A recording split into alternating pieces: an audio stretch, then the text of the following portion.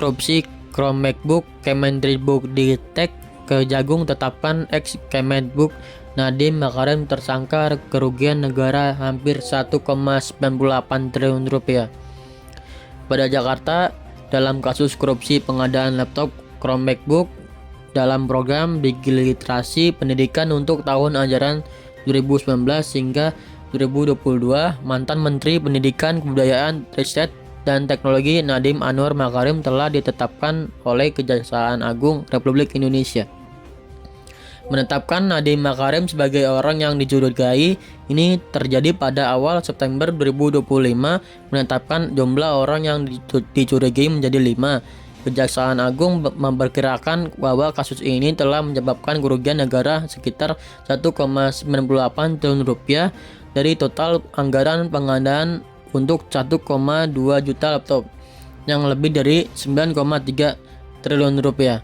Daftar tersangka modus kriminal. 4 orang lainnya yang telah ditetapkan sebagai tersangka sebelum selain Nadiem Makarim adalah staf khusus Mendikbudristek JT Juritan dan Ibrahim Arif sebagai konsultan teknologi dan Kemendikbudristek. Yang ketiga, SW atau Sri Wahyuningsi sebagai Direktur Sekolah Dasar dan Kuasa Penggunaan Anggaran. Dan keempat, Mul atau bisa dikenal juga Mulyas ya sebagai Direktur Sekolah Menengah Pertama.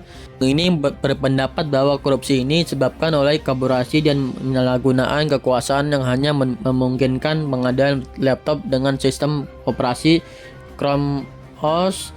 Namun, studi teknis menunjukkan bahwa sistem operasi ini tidak cocok untuk di wilayah dengan koneksi internet yang buruk. Studi teknik yang mendukung keputusan tersebut baru muncul kemudian, tetapi diduga Nadiem Makarim memberikan arahan langsung dalam sebuah arahan rahasia pada Mei 2020 untuk membeli laptop berbasis Chrome Mac OS, membuat penelitian teknis, meminta pemasok, dan membuat penunjuk teknik yang membatasi pengadaan produk tertentu dalam contoh keterlibatan tersangka lainnya. Proses hukum dan perkembangan terbaru. Nadiem Makarim ditahan di Rutan Salemba, Cabang Kejaksaan Negeri Jakarta Selatan setelah ditetapkan sebagai tersangka. Tersangka dikenalkan pasal 55 ayat 1 ke 1 KUHP dan pasal 2 ayat 1 atau pasal 3 pasal 18 UU nomor 31 tahun 1999 tentang pemberantasan tindak pidana korupsi. Makarim sudah membantah keterlibatan dan sempat mengajukan peradilan, tetapi hakim menolak permohonannya. Sampai saat ini Kejagung masih menyelidiki aliran dana dan aset yang terkait beberapa individu yang telah berhasil mengembalikan sekitar 10 miliar rupiah.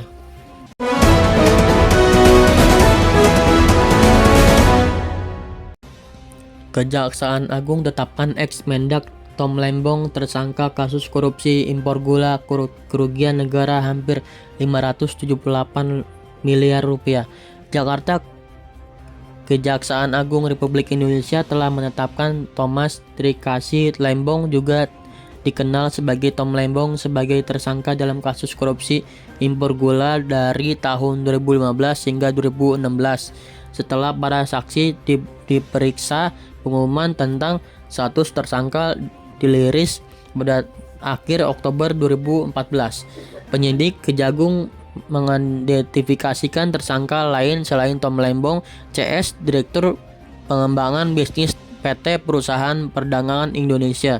Kerusakan negara dan metode pelanggaran. Meskipun Kejagung awalnya memperkirakan kerugian sekitar 400 miliar rupiah, laporan dari Badan Penguasaan Keuangan dan Pembangunan menunjukkan bahwa kasus korupsi ini diduga menyebabkan kerugian mengalami kerugian hingga 578 miliar rupiah.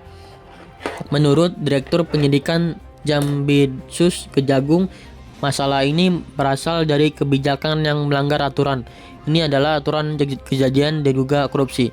Pelanggaran kebijakan impor.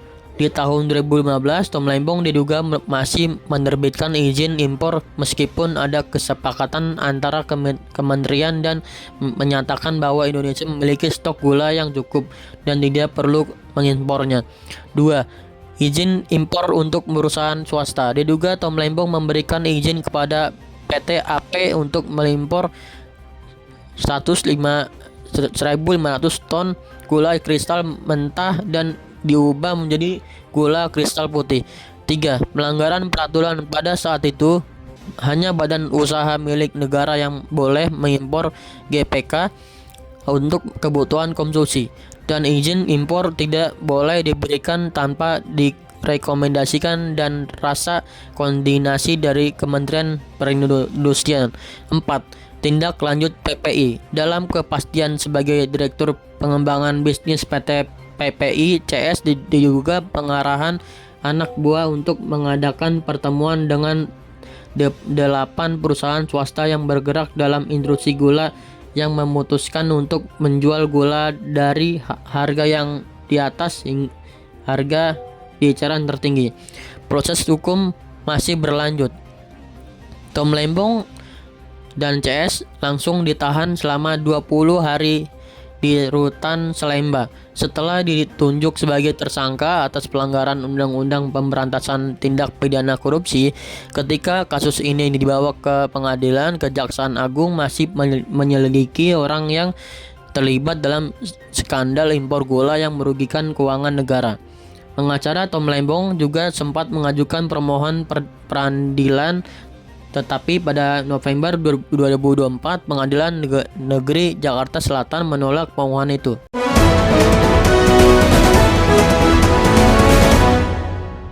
Mega korupsi PT Timah, negara rugi hampir 300 triliun rupiah. Jakarta, setelah terungkap kerugian negara yang signifikan kasus dugaan korupsi terkait pengolahan komoditas timah di wilayah izin usaha pertambangan PT Timah Tbk dari tahun 2015 hingga 2022 telah memasuki tahap baru. Sebagai hasil dari audit yang dilakukan oleh Badan Penguasaan Keuangan dan Pembangunan atau BPKP, kerugian negara dalam hal ini mencapai 300 triliun rupiah. Lebih dari 20 orang telah ditetapkan sebagai tersangka oleh Kejagung yang telah memengaruhi sektor pertambangan Indonesia. Mereka termasuk individu penting dari PT Timah dan penguasa swasta. Metode penambangan ilegal. Kasus ini berfokus pada konspirasi antara sejumlah manajemen PT Timah dan beberapa pemilik smelter swasta diperoperasikan dengan mendukung penambangan biji nikel ilegal di wilayah IUP PT Timah. Biji nikel yang dihasilkan kemudian dijual kepada PT Timah seolah-olah itu hasil penambangan yang sah. Penyidik mengatakan kegiatan ini dilakukan melalui sistem sewa alat pemprosesan timah yang melanggar aturan. Kerugian keuangan negara sekitar 28,9 triliun terkait kerjasama ilegal dan pembayaran biji nikel yang menambangan ilegal. Kerugian perekonomian negara sekitar 271,1 triliun terkait kerusakan lingkungan akibat penambangan ilegal di hutan dan wilayah lainnya. Penalti dan pemulihan aset.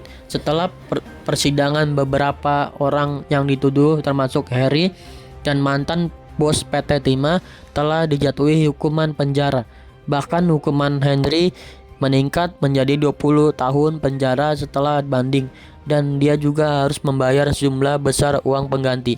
Dalam upaya untuk mengembalikan uang negara yang hilang, Kejagung telah mengambil alih dan memblokir semua aset dari para tersangka. Aset ini termasuk sejumlah rekening bank, tanah, mesin berat, dan beberapa pabrik timah. Kasus ini memberikan peringatan penting bagi sistem pengelolaan sumber daya alam Indonesia dan upaya untuk memerangi korupsi di perusahaan milik negara.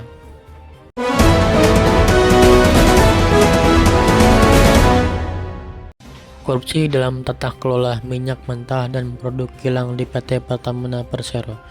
kasus dugaan korupsi dalam pengolahan minyak mentah dan produk kilang di PT Pertamina Persero Subholding dan kontraktor-kontrak kerjasama dari tahun 2012 hingga 2023 sedang diselidiki oleh Kejagung.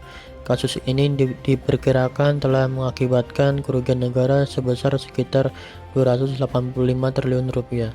Kejagung telah menetapkan 18 orang sebagai tersangka saat ini. Dalam ke-9 kasus ini, salah satu adalah mantan Direktur Utama PT Pertamina Patra Niaga dan anak seorang pengusaha minyak. Sedang pertama telah ditetapkan di Pengadilan Tindak Pidana Korupsi di Pengadilan Negeri Jakarta Pusat. Selain itu, penyidik Kejagung sedang menyita sejumlah aset yang diduga terkait dengan korupsi dan tindak pidana pencucian uang. Terkait kasus ini, rumah tersangka MRC, pemilik utama beberapa perusahaan yang terlibat dan saat ini juga terlihat dalam kasus TPPU adalah salah satu aset yang telah disita. Dugaan korupsi dalam pengadaan LNG Pertamina dalam kasus lainnya yang masih dalam penyidikan. Dua tersangka baru, mantan PLT Direktur Utama Pertamina Yani Andayani dan mantan Direktur Gas Pertamina Hari Haryolianto ditetapkan oleh Komisi Pemberantasan KPK atau KPK pada Juli 2024 untuk penyidikan lebih lanjut. Dalam perkembangan terbaru, beberapa terdakwa telah didakwa karena diduga memperkaya diri mereka hingga triliunan rupiah dan menggunakan uang yang mereka peroleh untuk kegiatan seperti bermain golf di negara lain.